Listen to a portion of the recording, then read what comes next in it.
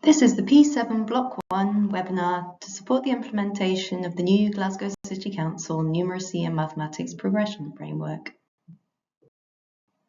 If you haven't already done so, please join the Microsoft team where you will find all of the shared documents relevant to the implementation of these new progression planners. The code on the screen is what you will need to join the team, and you can find it by searching in the Teams page. As we move to using the new progression planners, there are some things that will be familiar and other things that are new. The content that's intended to be taught in each primary stage is displayed on an annual overview as we used to. The research hasn't changed, best practice hasn't changed, so we would still expect CPA approaches, starting with concrete examples, concrete materials, moving on to pictorial examples before introducing very abstract processes. Would still be the approach to introducing new concepts.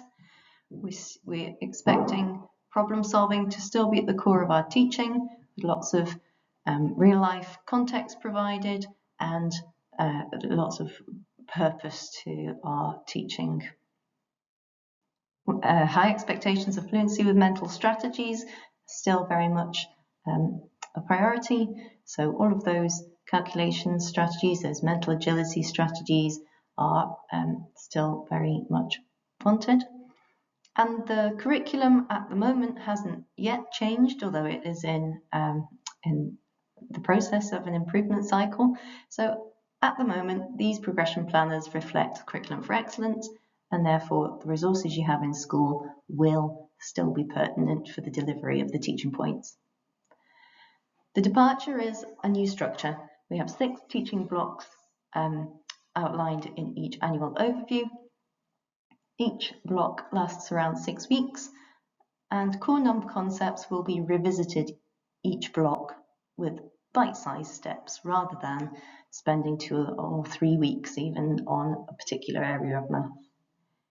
At the end of each block, end-of-block assessments will be available. They're in development just now, and this will enable you to check in and see how the content of the previous block has been managed by your pupils and provide additional information for your professional judgments in terms of on track or off track. In addition to the annual overview, we have medium-term planners which have been populated with suggested learning intentions as well. You will also find that there's more specification, more direction in terms of which calculation strategies are age and stage appropriate, and you will find a more directed number fact knowledge progression through these planners in terms of times table, learning, and so on. So our annual overviews look something like this. You won't be able to read the detail there. As I said, they are intended to be printed A3, but just to help you with the navigation of them, title of the plan is up the top, indicating which primary stage it would be aligned to. Across the top, you've got the headers for each block of teaching, and these also have indicated months in the calendar where you should be trying to deliver that block. Down the left, in the same way as we're used to, there are the organisers, the areas of the maths curriculum from which the teaching points have come. And then each block is running vertically down the page. So the blue area there is block 2, for example. As I mentioned, in addition to that annual overview, you will find for each primary stage 6 sheets like this one, providing a medium-term block overview. In the central column there, you've got the teaching points for block 1 as they appear on the annual planner. To the left, there's a column titled Support, which gives you the teaching points that come before in the progression.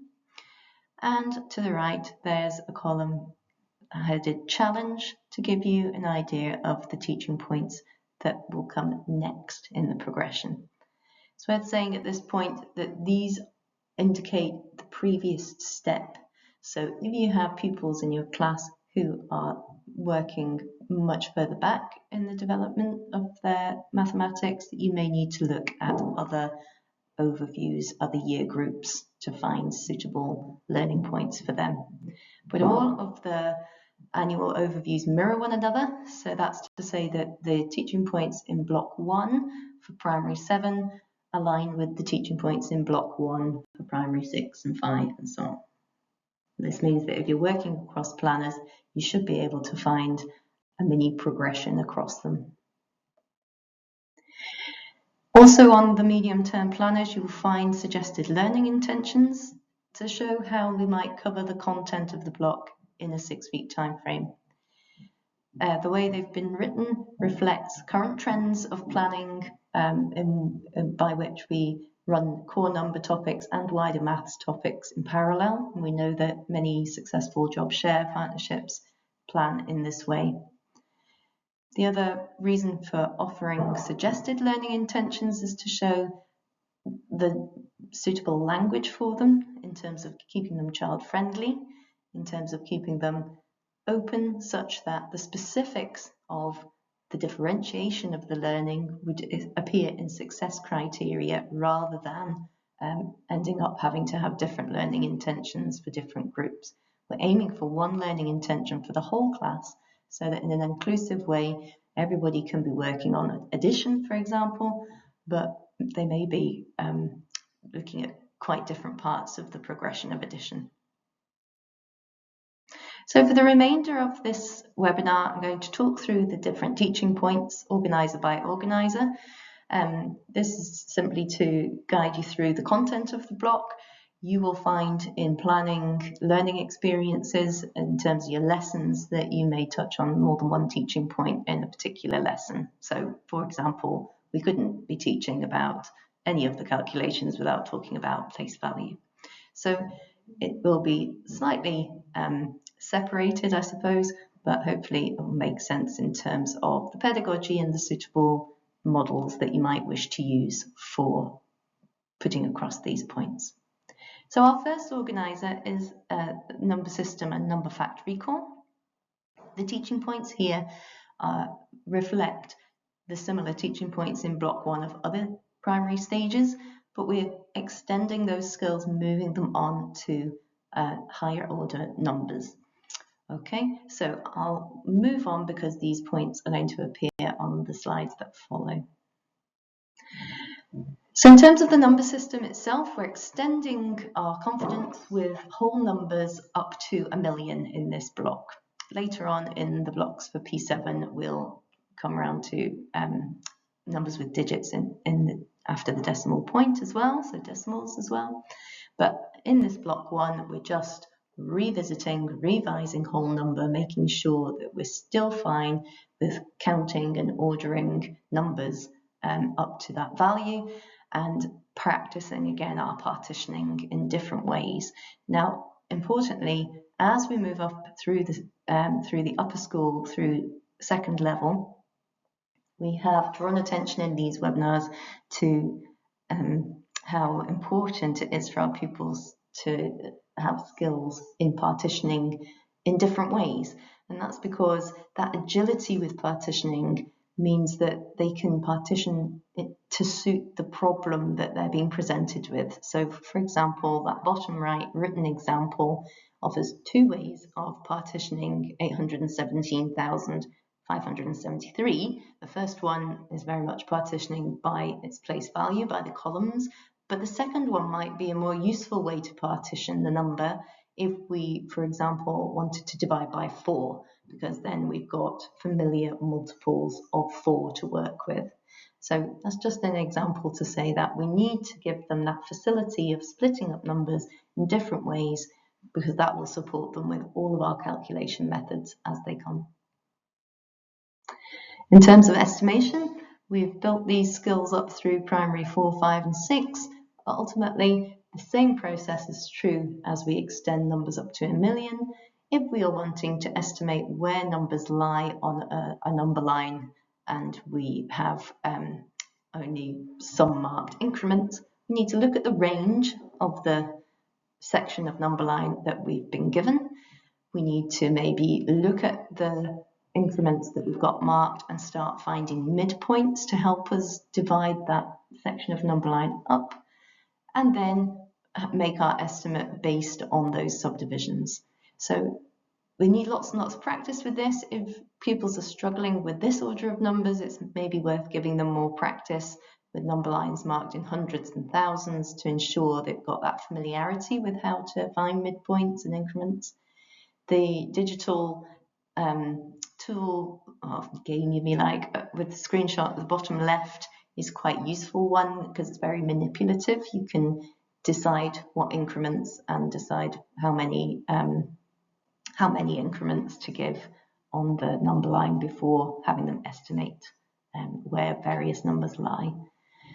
And ultimately, we want to give them the confidence so that when they're presented with something completely open, like the cartoon character holding a section of number line that has no marked increments on it, so she's just got a section from 0 to 1,000 with a pointer marking a bit less than halfway along, we need our pupils to think, well, what do I know? Well, I could mark halfway and I know that's 500.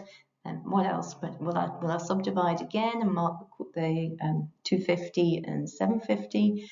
Having some strategies to be able to break that up, break that down, and make their estimates in a reliable way.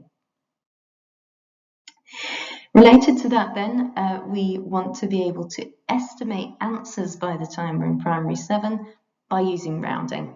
Okay, so in terms of that rounding, we really need to have that mental number line available to us so that we can easily think what the nearest 1,000 or 10,000 is.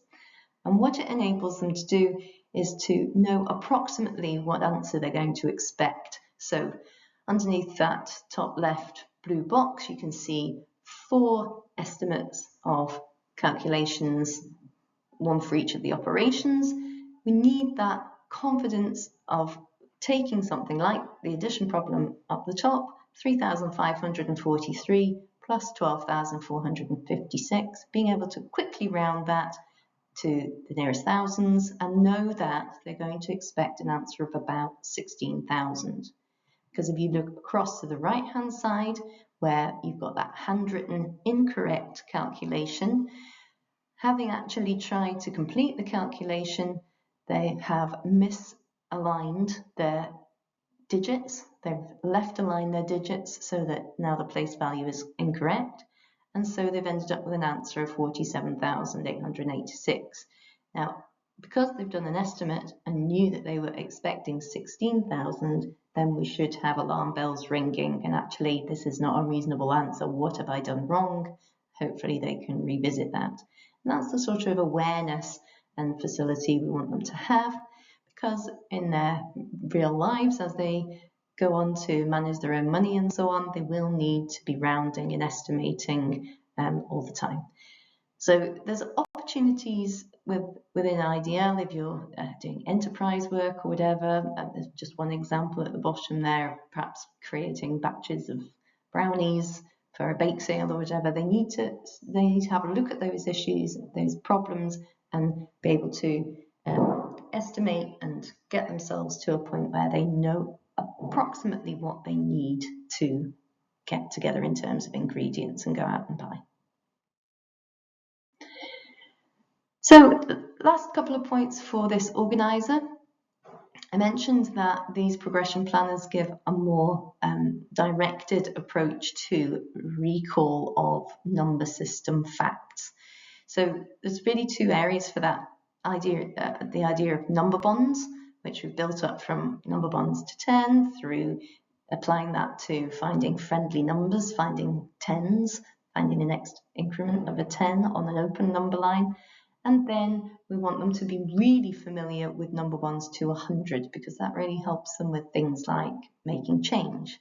So we want to avoid that really common misconception of trying to make both digits of a double-digit number add up to 10 in order to make the 100. So if you look at that first open number line example, many pupils will tell you that 69 plus 41 makes 100 because they want the 4 and the 6 to make 10 and the 9 and the 1 to make 10.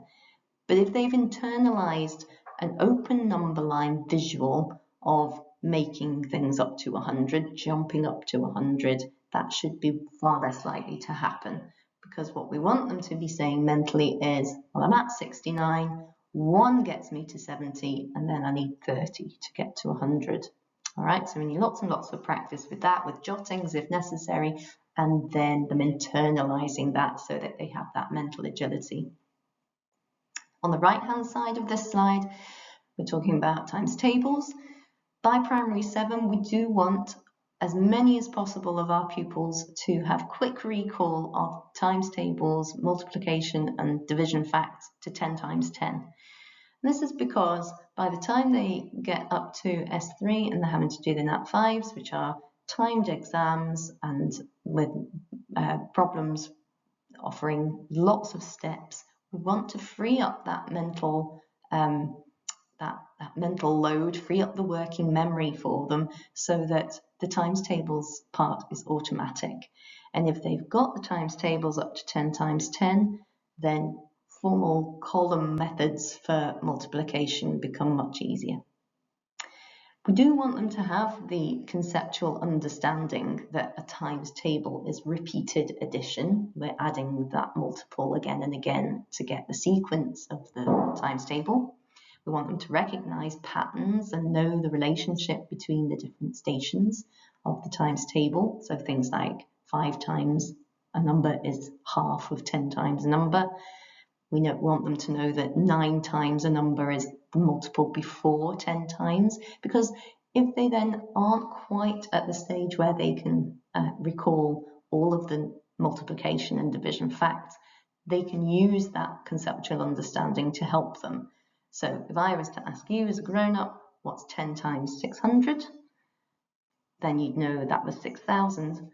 If I asked you what 9 times 600 is, then you might use the 10 times 600 to help you. You would say 10 times 600 is 6,000, and I need to take 600 off to find 9 times that number, so 5,400. So we do want the conceptual understanding, but if they can get some of it automatic, all the better. So all of the original tried and tested methods like chanting and songs and frequent recall practice, really good. We also live in a world now where we've got lots of digital opportunities to give children individualized practice so that they're practicing the times tables they need to practice rather than having to do it whole class, which is really helpful. And it also means if they're doing it in, via SumDog or Hit the Button or Magma Maths, then it's their personalized, individualized practice. We don't have the situation that we still want to avoid, where it might be a very public pupil versus pupil speed contest. Okay, so it should be an individual pursuit and an individual aim for improvement. Okay, moving on to our next organizer, addition and subtraction. You'll see as we talk through these teaching points how relevant all of that number work in terms of number system is to these methods. So we're going to be adding and subtracting up to 6-digit whole numbers with bridging. The column formal algorithm through these progressions is introduced right back at primary 3 without bridging, and then through 4, 5 and 6 with increasing complexity in terms of bridging and number of digits and indeed decimals as well. So we're going to look at that. We're going to employ our rounding knowledge and use of the inverse to help us. And we've got a couple of other teaching points here as well to talk through. So first of all, our basic skills in terms of addition and subtraction. What we want to embed in our calculation teaching is some of these skills around estimation and rounding. So it's a great discipline to have our pupils round first. So if they're going to have a go at 56,521 plus 8,204, it would be great if they can round that first and know that they're expecting 65,000. Then they can go on to working out the exact answer. Now, we want as many as possible to be using a formal column algorithm because it's the most efficient, but if they want to or need to still use a partitioning strategy like the one on the left-hand side, that's fine too. Both of these result in an answer that looks okay, given that we've got an estimate of 65,000. So we want them to ask themselves, does my answer seem right? And if it does seem right, then they can also go on to use the inverse calculation to double check. Okay, so if we've done an addition calculation, they would then either be using an open number line to count backwards and do the subtraction that relates to it, or a formal algorithm subtraction method as well to check that they're confident about their answer. Alongside that formal method, we also want to practice the mental agility of adding and subtracting 10, 100, and 1,000 to and from whole numbers. Okay, this is related obviously to the place value skills that we've mentioned already. And we want them to have that ability to count on in those increments of 10, 100, and 1,000.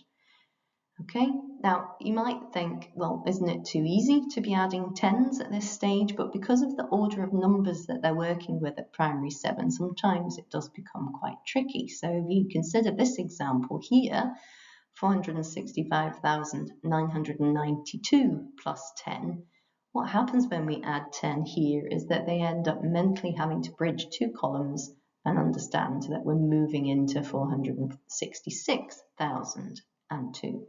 Okay, and that place value and those zeros holding the places of the tens and the hundreds trips up many pupils. So the more we can practice that, and actually it's back to those counting routines, actually counting from one of these big numbers, counting on in tens or hundreds, really helps them to solidify how that number system works at this level.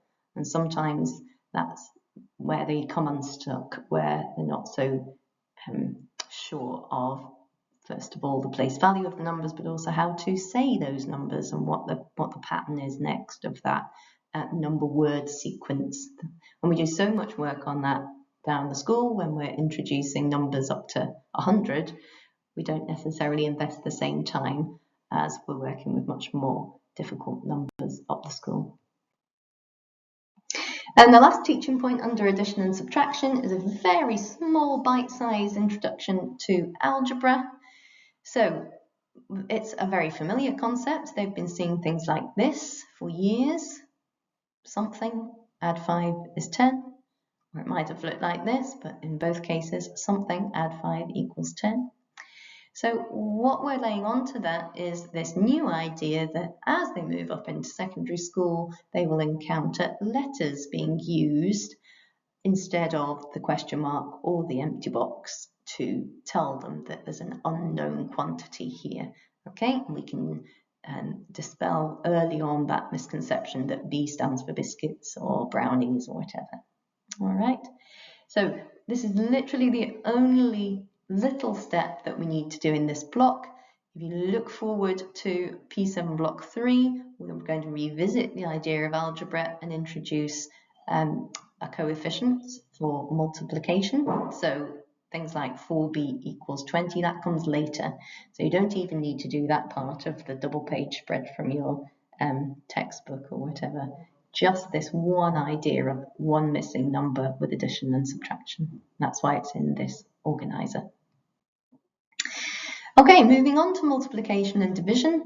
We've spoken a little bit about recall of number facts, so we'll be practicing those regularly.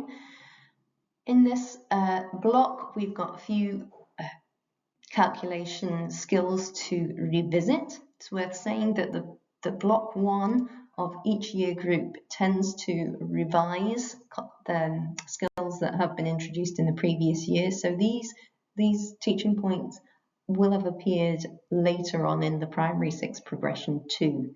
We're revisiting them and making sure they're consolidated before moving on. So first of all, making our connections between our known number facts and something bigger. So 5 times 300, when our pupils see something like that, we want them to relate that to 5 times 3.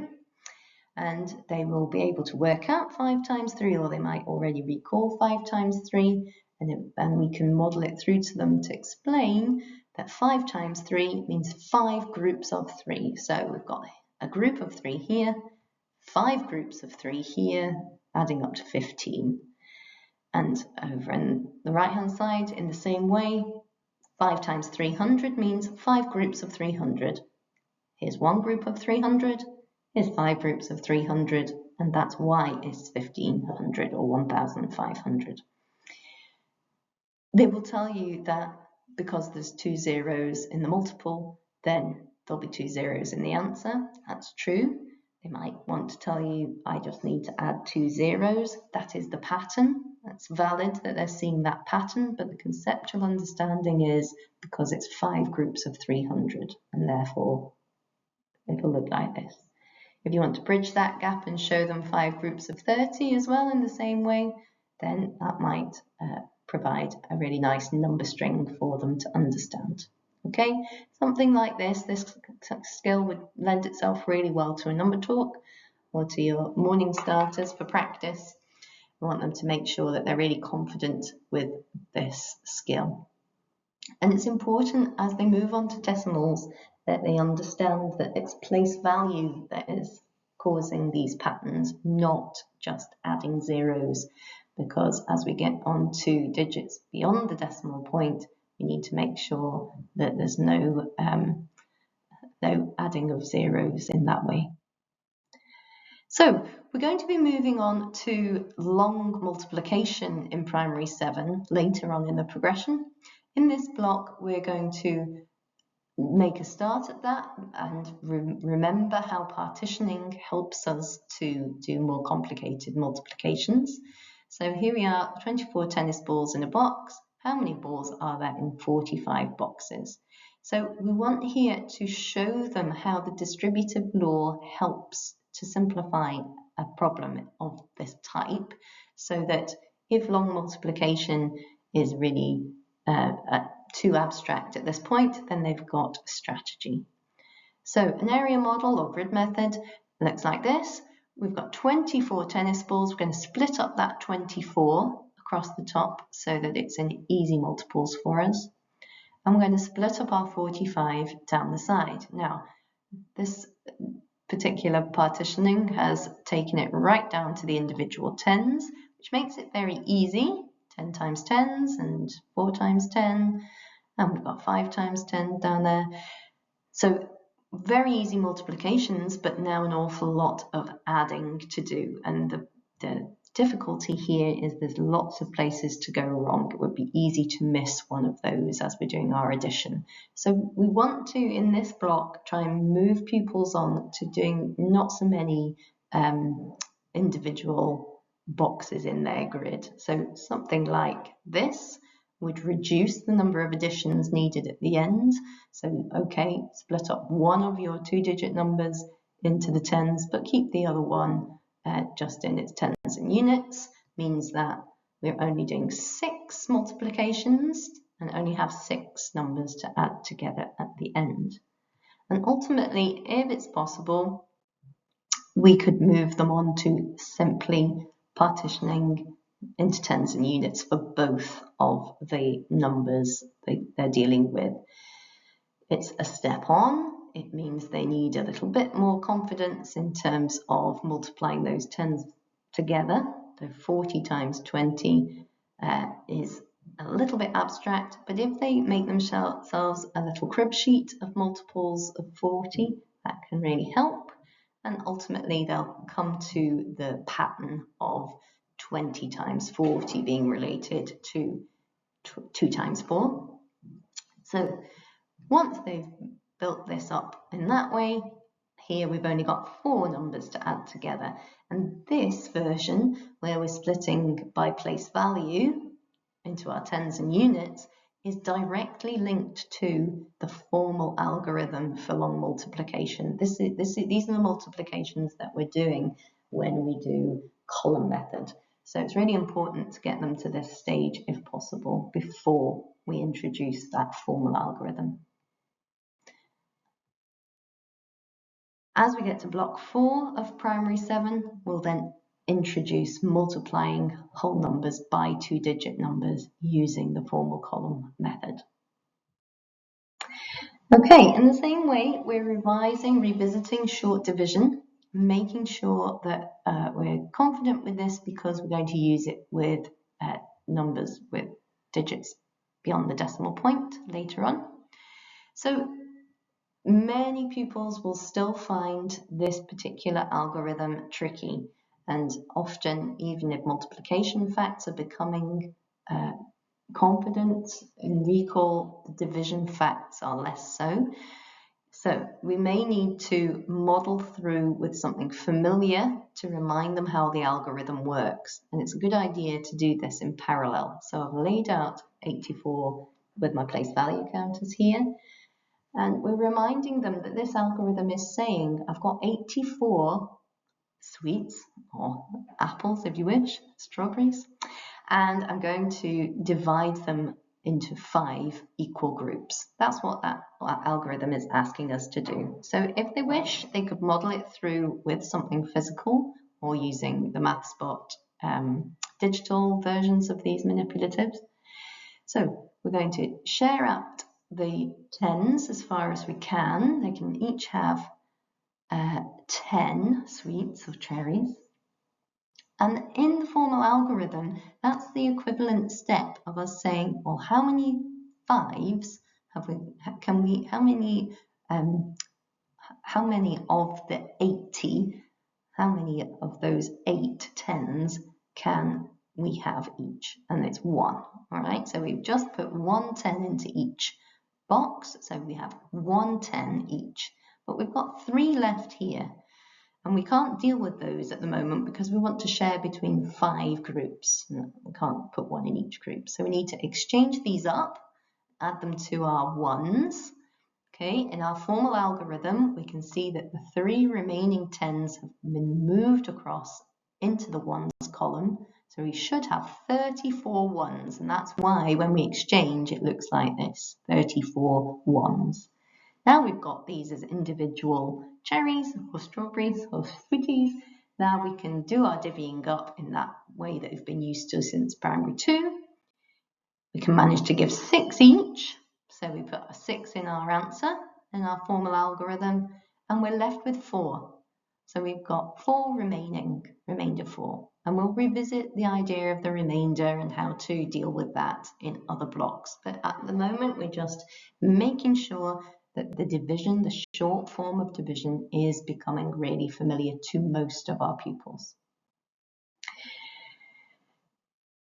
It's the only algorithm where the process happens from left to right. We spend a lot of time teaching pupils to remember to start with the units, but actually division, our short division method doesn't do that. All right, so when they are dealing with a division in greater digits, so here we've got 5-digit number, they need to be starting at the left-hand side. How many 5s can I make in 4? Nothing. How many 5s in 48? There are 9 and I have 3 left over. So I'm exchanging, bringing it to the next column. How many 5s in 33? I've got 6 and 7 and so on. So we then end up with remainder 4 in the same way. All right, so they need to be used to that process so that they can be familiar and use it when we've got decimals as well. All right, and then the last teaching point for multiplication and division is to bring back this idea of these families of numbers, squares, cubes, and then we'll talk about primes in a minute. So there's a couple of points for squared and cube numbers. One is the notation, so having the little index number up at the top right of the main number, and understanding why that's a 2, because it's that same number multiplied together 2 times, and then for cubed 3 times, and they'll get that idea of the power that they'll use later in secondary. we need to explicitly teach that and have them familiar with the way that sequence works. And they want to be recognizing when something is a square, particularly. In terms of prime numbers, at second level, we just really need them to have an awareness of prime numbers as sort of a special group that only have two factors. All right, so a prime number is a whole number that only has two factors. There's only one pair that multiply together to make that product. And the factors are always the number itself and 1. All right, so in terms of multiplication, the only way to make 7 is 7 times 1, and there's no other version, no other pair of factors that will make that product. Okay, in terms of identifying primes, for example, identifying primes to 100, that's actually beyond primary levels in terms of benchmarks. That comes into third level, but we're just starting an awareness of it. Okay, our final organizer for core number is fractions, decimals, and percentages. As I said earlier, all of these core number organizers that we've mentioned so far appear in every block of teaching. You will visit and have teaching points in all of those areas every 6 weeks. And that's to avoid the situation where you might inherit a cohort of pupils and they haven't talked about fractions since term 2 last year. It means that all of these concepts remain fresh and familiar, and we can build on them bit by bit. So we've got a couple of teaching points here, and the third one really crosses over into our beyond number teaching. I'll show you that shortly. So first one, use multiplication and division strategies to find a fraction of quantity. The equivalent teaching point of this in primary 6 is to use sharing strategies. So here we're asking our primary 7s to move on to using their times tables knowledge to help them, but they may not be there yet. So I'm just going to talk through the primary 5 and 6 teaching as well. So we want to, anytime we're talking about fractions or reintroducing fractions, offer some visuals. Pizzas are always great, so we need to understand that that pizza there has been split into 3 pieces, and if I ask them to take 1/3 of that pizza, they'd be taking 1 of the pieces. So in terms of our fraction notation, they need to be really confident that the top number is telling us how many parts we're interested in. So I would like you to take 1/3 of the pizza. That means I need to take 1 piece. And the denominator is telling us how many pieces that whole has been split into. Okay, if I'm taking 1/3, it means that I need to take 1 out of 3 pieces. They need to be really secure with that concept before moving on. So when they are trying to calculate a fraction of a group then, so we were looking at a fraction of a shape or a fraction of an object there with the pizza, but we can use that to help us with a fraction of an amount, fraction of a quantity. So if we want to use a concrete example, and this is what we suggest through primary 5, a sharing circle that looks a bit like a pizza or a familiar layout of thirds would be helpful here. We get ourselves 21 counters to represent that quantity we're working with, and then we use our familiar sharing skills from division to divvy those up. And we find that when we split 21 into 3 equal groups, into thirds, then we have 7 in each group. So 1/3 of 21 is 7. That method is the age and stage appropriate work for primary 5. It's dealing with what we call unitary fractions, where the numerator is just 1. Okay. As they move into primary 6, we ask them to do a similar thing, but with fractions where the numerator might be greater than 1. All right. So in primary 6, they would perhaps do the same thing, but be asked to find 2/3 of the quantity. In which case, they've worked out 1/3 was 7, but if they took 2/3 of that group, it would be 2 lots of 7, so it would be 14. In the same way, they could model it through with place value counters. Here we've got 2/5 of 65. So we've laid out 65 with the place value counters. Fifths is telling us we need 5 groups, 5 parts. So we're going to create a sharing grid with 5 sections. We know we've got to make 5 equal groups. So now, very similar to what we talked about in division, they would be sharing up those 10s and then realizing they've got 1 10 remaining to exchange before they can share that out as well. Once they've done that sharing out, they can very easily see now that 1/5 of that 65 is 13, but they've been asked to find 2/5. So 1/5 is 13, 2/5 is 2 lots of 13, so it's 26. Okay, now with lots of practice and lots of examples in concrete and visuals like this, they will be able to start making those links to what we want them to move on to, which is this abstract understanding of process, whereby they know to find 2/3 of 21, they're finding thirds, that means they've got to divide by 3. Divide by the denominator, that's 21 divided by 3 equals 7. That's giving them 1/3, and then multiply by the numerator. So the numerator here is 2. That means 2 times 7, 7 times 2 is 14. Okay, and if they're struggling still with that and you don't want to be getting counters out, then sometimes bar model will do the trick. So 21 is the whole. I've got to divide it into 3 pieces for my thirds. So 3 times what makes 21? 3 times 7 makes 21. That's telling me that 1/3 is 7, 2/3 is 14. Okay, so lots of visuals, lots of practice, and then they will get to the point where the times tables knowledge will be able to take over. We're also in this block linking what we know about fractions to percentages. We have introduced very familiar percentages by now, so they are aware of a half being the same as 50%, quarters being 25%, and tenths being 10%. We've visited that before in primary 6.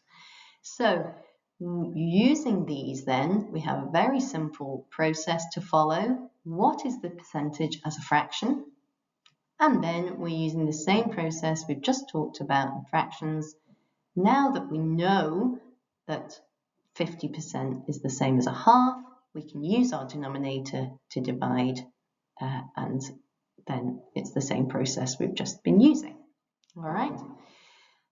Bar models and fractions are really helpful to model this through. So there's an example on the next slide here. Here's our process. We've got to find 25% of 400 millilitres. So what is this percentage as a fraction? That's our first question. What is 25% as a fraction? How do we do a fraction with 25%? 25 out of 100 is the equivalent. 4 25s in 100, so it's a quarter. And they probably need to get to the point where they just know those equivalences, these common equivalences. So we've got to divide our 400 millilitres into 4 equal pieces. 400 divided by 4 has been jotted down at the bottom of that example. That's giving us 100. So each quarter is 100 millilitres. 25% of 400 millilitres is 100 millilitres. And now that they've built that model, they might also be able to tell us 75% of 400. As I know 75% is 3/4, so I can multiply my 100 millilitres by 3.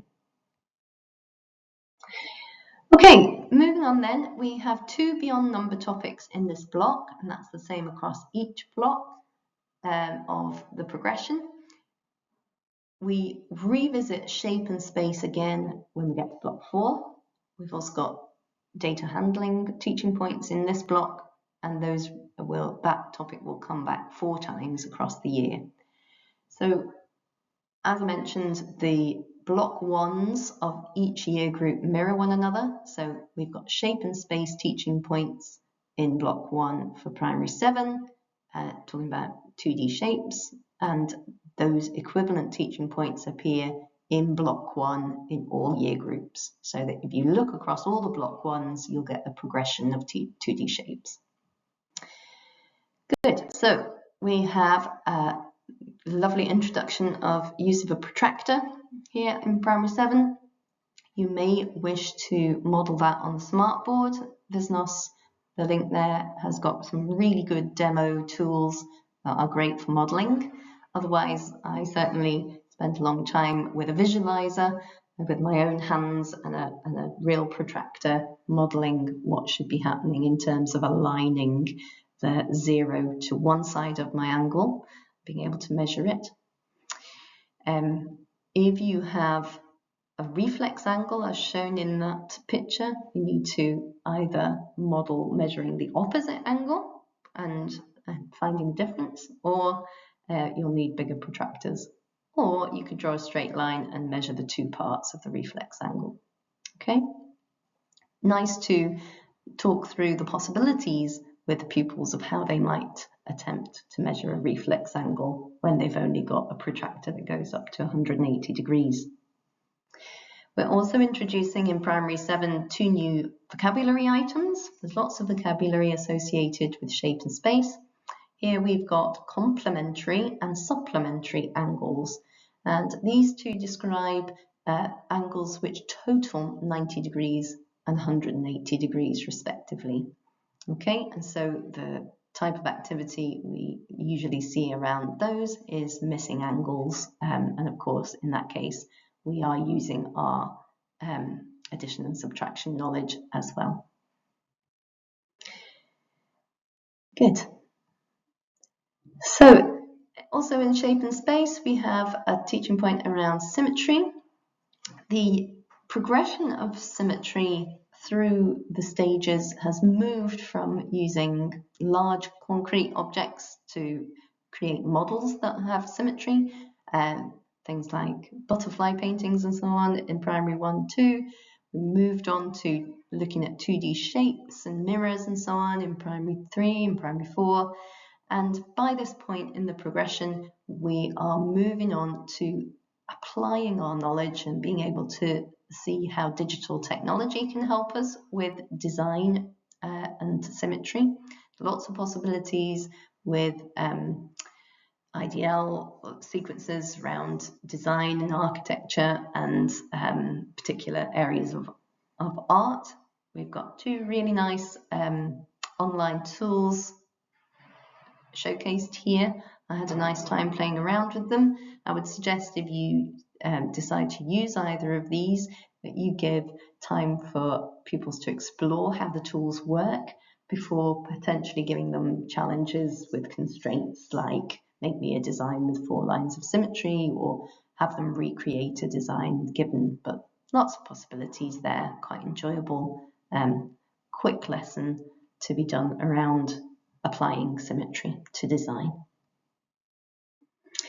Okay, and then in terms of directional language, by primary 7 we're using all 8 compass points. That's been introduced in previous year groups as well. We're using our knowledge of angles to describe turns and so on. And I would suggest, given it's primary 7 and you're likely going on a residential, that if you engage with the organisers of your residential trips, there may well be opportunities to cover off this learning whilst you're there. Certainly Blair Vaddock, our Glasgow Outdoor Learning Centre, has lots of resources online that you can either use if you're going there, but also at school. One of the things they've done is create orienteering maps for almost all of the Glasgow primaries. You'll find them at that link there, and if your school hasn't been mapped, then there's a facility for you to request that it's done. You might or might not be aware as well that there's a Scottish Schools Orienteering Festival. If you're really into that and you want to get involved, that's worth having a look at as well. Okay, and our final organiser for primary 7, Information, data and uncertainty. In block 1 here, we're talking about interpreting bar charts, pictograms and line graphs with different scales and keys. And the new learning, really the step on for primary 7, is that the sources should be real life sources from websites, atlases, social science textbooks and so on. Okay, rather than fabricated data that we're creating from school life or whatever. We're looking at real life stuff here. So a couple of examples. Guinness Book of World Records, you'll know, is a favorite for lots of pupils. They have fantastic double page spreads. I think that one's highest transfer fees of footballers and so on, but you could probably find a double page spread to suit most interests in that book. Atlases are great because they've got all sorts of graphs for temperature and climate and so on. So really engaging with these sources and being able to tell the story of the data that's displayed to them is a really important skill. You want them, yes, to be able to read individual data points, but also by this time be comparing data points, suggesting any reasons for differences in the data. So why is that country so much hotter on average than another? Linking their understanding across other curricular areas there, and ultimately drawing some conclusions from the data. And this is a life skill that they will need in terms of engaging with news and information to do with finances and so on as well. On this screen, just to make you aware of a couple of publications. Your school may or may not have subscriptions to something like First News or National Geographic. These are also publications with lots of rich data sources. There's also a really good website called Our World in Data that gives all sorts of data displays on different topics. Those two happen to be kind of eco-related, so if you want to link this with your EcoFlags work or with a topic around climate change, then there's plenty of fodder online there. Interesting for pupils to engage with non-standard looking bar charts and understand how the different infographics work. It's part of their literacy. We have a table of examples of text that has been in our Curriculum for Excellence literacy guidance since it was published. Charts, maps, graphs, and timetables, circled there with the red dotted line, they appear there because being able to interpret and read information displayed in different ways is as much a literacy skill as a numeracy skill. And that's why information, data and uncertainty features as a beyond number topic in 4 out of our 6 blocks, rather than just a couple of times, because there's so much to get familiar with and it's absolutely crucial to lots of other curricular areas too. Just a last point on this to promote something that's been talked about in math circles in recent years. Consider, it says at the bottom in that blue box, consider goal-free problems. Now, goal-free problems is not rocket science, it's what it says on the tin.